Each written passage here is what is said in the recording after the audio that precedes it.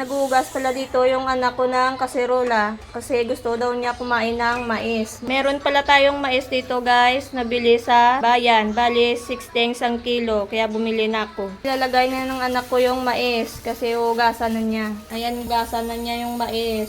Lalagyan na natin siya ng tubig. Tapos lalagyan din natin siya ng asin para hindi naman siya ganong matabang pag kinain. Kumukulo na, antayin na lang natin na maluto yung mais.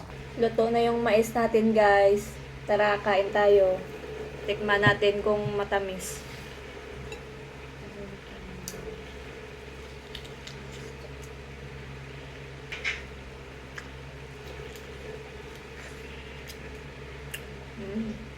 Matamis din yung mais. Malagkit.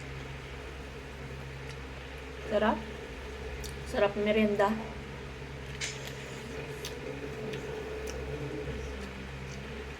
Kain tayo guys. Gusto mo? Kaya ka na. Tamis.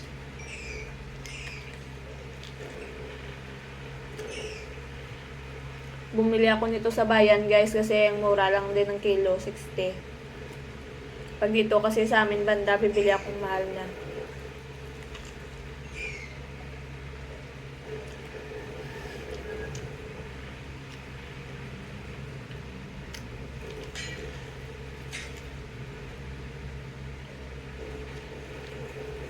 Ano muna guys.